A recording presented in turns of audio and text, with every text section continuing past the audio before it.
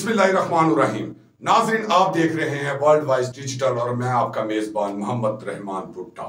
जी नाज़रीन, जो है तहरीक इंसाफ के रहनुमा उस्मान डार ने तलख खेज जो है इंकशाफात करके कप्तान इमरान खान के खिलाफ बड़ी चार्जशीट पेश कर दी और उन्होंने 9 मई के जो वाकयात है उसका तमाम तर जिम्मेदारी जो है वो कप्तान इमरान खान पर डाल दी है। इस हवाले से हमारे साथ मौजूद है स्टूडियो में सीनियर सहाफी तजियाकार तारिक जमाल साहब। जी तारिक जमाल साहब, बताइएगा कि जो उस्मान डार साहब ने इंटरव्यू में अहम इंकशाफात किए हैं और उनका कहना है कि 9 मई का जो वाकया है वो फौज पे जो है दबाव डालने के लिए और जनरल आसम मुनीर को हटाने के लिए किया गया था।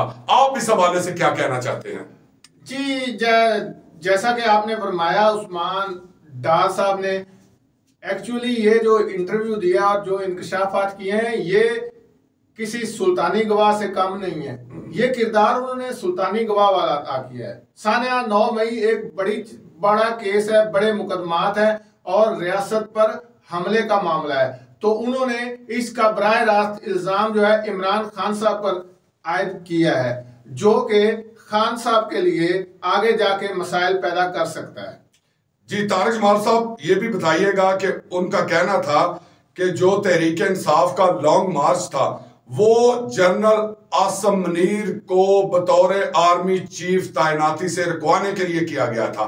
आप इस हवाले से क्या कहना चाहते हैं? वो तो खान साहब ने अपने जब से तहरीके अदम एतमाद का इशू रेज हुआ और उनके खिलाफ तहरीके अदम एतमाद पर वर्किंग शुरू हुई, तब से उन्होंने मुख्तलिफ अदवार में मुख्तलिफ तरीके हरबे इस्तेमाल किए। तो वो अपने आप गवर्नमेंट को, रियासती इदारों को ब्लैकमेल करने के लिए मुख्तलिफ औकात में मुख्तलिफ चालें चलते रहे। इसमें तो अब कोई शक वाली बात नहीं है, ये सब जानते हैं। जी तारिक जमाल साहब, मजीद ये बताइएगा कि उनका कहना था कि जो 9 मई का जो वाकया हुआ है वो एक दिन में रूनुमा नहीं हुआ। इस हवाले से उनका कहना था कि वर्करों को ज़हनी जो है तौर पर तैयार किया गया कि किसी भी सूरत में इमरान खान को गिरफ्तार नहीं होने दिया जाएगा। आप इस हवाले से क्या कहते हैं? देखिए, ये तो वाकई सही बात है। ये एक दिन में इतना बड़ा वाकया तो नहीं हो जाता ना, लोगों को तैयार करना पड़ता है, ज़हन साजी की गई और लोगों को आप जलसों में देखें, खान साहब ने जितने भी जलसे किए उनमें अपने क्राउड को एक मखसूस ट्रेनिंग दी। उनका क्राउड एक एग्रेसिव मूड में नजर आ रहा था, तो ये उन्हें बाकायदा माइंड सेट तैयार किया गया और उनकी ऐसी ट्रेनिंग की गई कि उनको अंदाजा था कि हमने क्या करना है।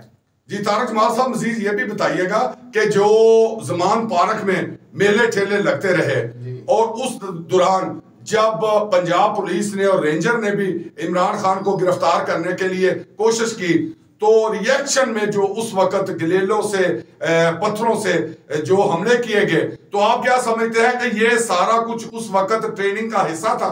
हाँ, उसमें देखें जो इन्होंने जो कारकुनान थे सारे जो है ना 100% एक माइंड के नहीं होते।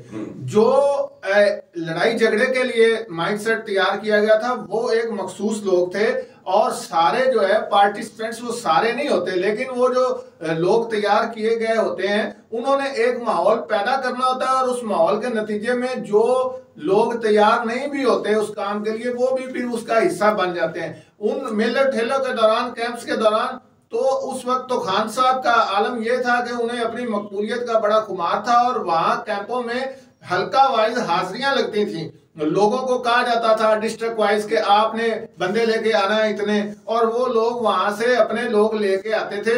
वहां अपने अपने इलाकों के इजला के कैंप्स थे, वो कैंप में बैठते थे 24 घंटे 48 घंटे जितनी उनकी ड्यूटी लगाई जाती थी और वहां हाजिरियां लगती थी और जो ज्यादा मॉब लेके ज्यादा लोगों के साथ आता था उसको क्रेडिट दिया जाता था। जी तारिक जमाल साहब, मजीद बताइएगा कि जो उस्मान डार ने इल्जाम लगाया है कि जितने भी रियासत मुखालफ जितना भी बयानिया था उसको इमरान खान सपोर्ट करते थे, तो आप क्या कहना चाहते हैं इस हवाले से? हाँ, उन्होंने डार साहब ने, आप इसमें एक और भी चीज भूल गए, उन्होंने ये भी कहा है कि पार्टी में कुछ लोग थे जो उनको मिसगाइड करते थे और उनको तैयार करते थे रियासत मुखालफ बयानिए पे और ऐसे इकदामात पे। मैं इसमें मेरा नुक्ता नजर ये है कि जो खान साहब हैं वो एक्चुअली उनका माइंडसेट ये है कि वो अपने आप को कायनात का सबसे काबिल, सबसे ज़हीन इंसान समझते हैं और वो बाकी सारी दुनिया को अपने नीचे समझते हैं। तो वो किसी की बातों में आने वाले नहीं है, बल्कि वो किसी को कुछ समझते ही नहीं है। तो ये अपने दिमाग में वो जिस तरह बनाते हैं गेम, बैठ के कमरे में ये होगा, फिर इसके नतीजे में ये होगा, फिर उसके नतीजे में ये होगा, तो ये इस तरह का है। वो खान साहब का जो है ना ओवर कॉन्फिडेंस, वो उनको ले डूबा है। जी तारक जमाल साहब, जो आप कह रहे हैं इस हवाले से जो परवेज खटक साहब है उनका भी कहना यही था कि रात को इमरान खान साहब के साथ जो बात होती थी दिन के वक्त वो उससे यू टर्न ले लेते थे।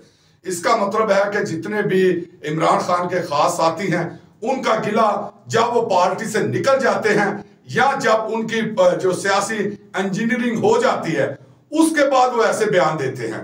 तो आप बताइएगा कि उनका कहना यह भी था कि जब मरकजी हुकूमत हमारी खत्म हुई है तो पार्टी में दो ग्रुप बन चुके थे। एक ग्रुप वो कह रहे हैं कि जो मुराद सईद, आजम स्वाति, हमाद अजहर, फरख हबीब थे, और ये ग्रुप जो है ये टकराव की जो है वो सियासत चाहता था। आप क्या समझते हैं कि ये वाकया जो इस वक्त अब उस्मान डार साहब बता रहे हैं और दूसरी तरफ वो बताते हैं कि जो टकराव की सियासत नहीं चाहते थे, मुफाहमत की सियासत चाहते थे, उसमें उनका कहना था असद उमर शामिल है, उमर अयूब शामिल है, अली मोहम्मद खान शामिल है, शफकत महमूद शामिल है और मैं फौज के साथ मुफाहमत के हक में था। तो आज ये बातें करना आप क्या समझते हैं कि ये किस तरह आप इसको कर सकते हैं? लोगों के आप नाम ले रहे हैं, ये पार्टी में जब मीटिंग होती है या पार्टी के अंदर जब बहस मुबासे होते थे, खान साहब के सामने किसी की जरूरत नहीं होती थी कि वो बात करें।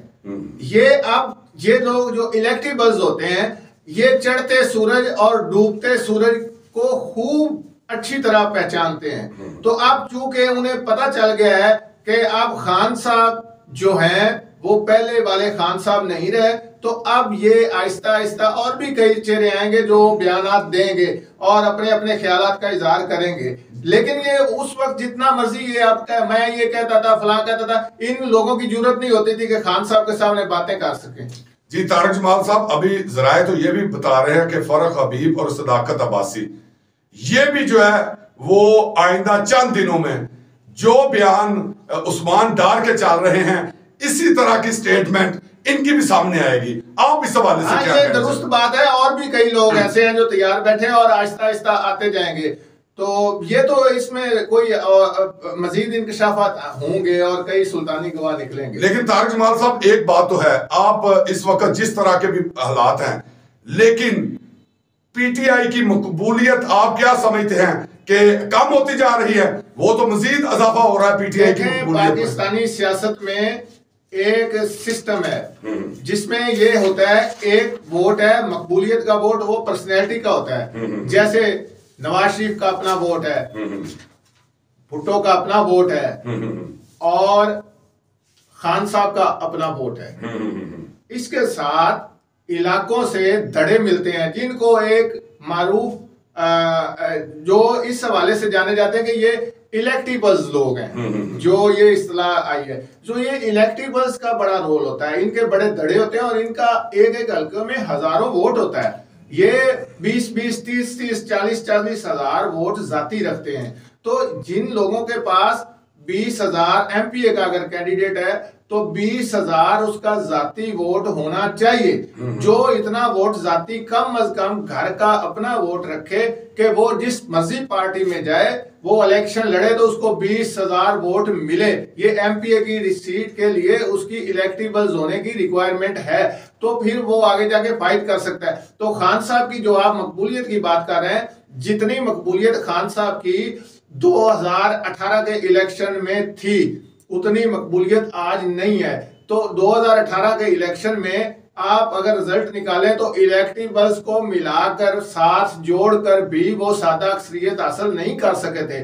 फिर जो रिजल्ट निकला था उसमें आजाद अरकान को लाने के लिए, शामिल करने के लिए जो जो इकदाम किए गए, जो जो तैयारियां की गई, जो जो इंजीनियरिंग की गई, वो सबके सामने है। उसके बाद इन्हें सादा अक्सरियत हासिल हुई। तो अब तो डूबते हुए सूरज वाला हिसाब है। तो इलेक्टेबल्स की हिमायत खोने से उनका ग्राफ इलेक्शन में जरूर मुतासर होगा। जो उनका जाती वोट है, जो उनका नजरियाती वोट है, जो उनका फॉलोअर है, वो अपनी जगह खड़ा है। मैं इस बात को मानता हूं।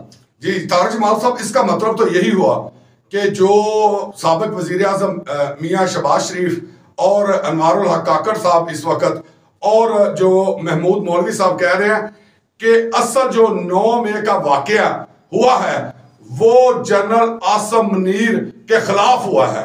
तो आप क्या समझते हैं कि आज जब इमरान खान साहब के जो अपने ही साथी इस चीज को मान रहे हैं, तो आप क्या कहना चाहते हैं इस हवाले से? देखिए, 9 मई तो किसी सूरत कोई उसको उसकी सपोर्ट नहीं कर सकता। वो तो सीधा सीधा रियासत पे हमला था। तो ऐसा हमला तो कोई सियासी जमात तो वैसे एक्चुअल नहीं करती। ये कोई अच्छा अमल तो नहीं था ना। इसकी तो जितनी मजम्मत की जाए कम है। ये पॉलिटिकल एक्टिविटीज नहीं थी, ये एक क्रिमिनल एक्टिविटी थी। तो ये जो है ये कोई अच्छा अमल नहीं हुआ। एक्चुअली खान साहब जो है वो उन्होंने अपने आप को ऐसा लीडर जाहिर किया है कि जिसको जितनी इक़्तिदार की जरूरत खान साहब को थी, ऐसा कभी महसूस नहीं हुआ कि किसी और ने भी ऐसी जरूरत जाहिर की हो। क्योंकि उन्होंने जब से अदम एतमाद आई है, उन्होंने बहुत गलत शाटें खेली हैं। जी तारिक जमाल साहब, आप कह रहे हैं कि जब से अदम एतमाद आई है उन्होंने गलत शाटें खेल ली हैं।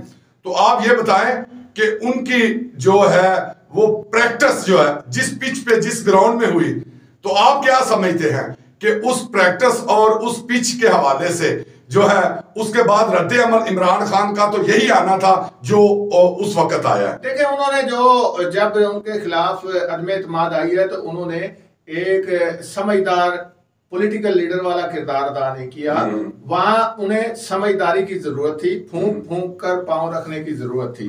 उन्होंने आगे से जमहूरी तरीके से उस तहरीक का मुकाबला करने की बजाय आगे से, जैसे वो एक होता है ना सीधा खड़ा हो जाना कि मैं नहीं मानता इस बात को, मैं ही रहूंगा, कौन मुझे हटा सकता। तारिक जमाल साहब, आप जमहूरी चीजों में ऐसा जमहूरियत में नहीं होता। तारिक जमाल साहब, ये भी देखे ना, कुछ ऐसी ताकतें जो उनको हवा दे रही थी तो वो भी तो शामिल थी ना। तो वो इतनी उम्र में बच्चे हैं, उनको नहीं पता वो कैसे एक टांगा पार्टी से इतनी मकबूलियत पे आए।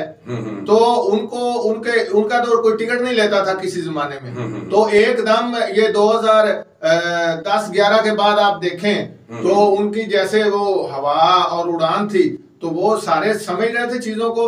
अब उनको गिला यही था कि अब मैं लाडला क्यों नहीं हूं। तो ये तो कोई जबरदस्ती वाला थोड़ी है निजाम। आप वेट एंड सी। जिस तरह अदम एतमाद आई, आपको पता था कि इनको पता था कि ये मेरी हुकूमत में सादा अक्सरियत मेरे पास नहीं है, मखलूत हुकूमत है, इधर उधर से मैं लोगों को साथ मिला के रहा हूं। अब वो छोड़ के जा रहे हैं, तो छोड़ के जाने का नजर आ रहा है, तो फिर उन्हें अपना अपोजिशन में बैठ जाते और वहां वेट करते। जिस तरह की 16 माह की कारकर्दगी हुई है पीडीएम की, तो इनको तो बड़ा मौका मिलना था, इनका अगला इलेक्शन बन जाना था। इन्होंने उस जानब जाने की बजाय, वेट करने की बजाय एक डंडा पकड़ लिया और मौला जट बन गए।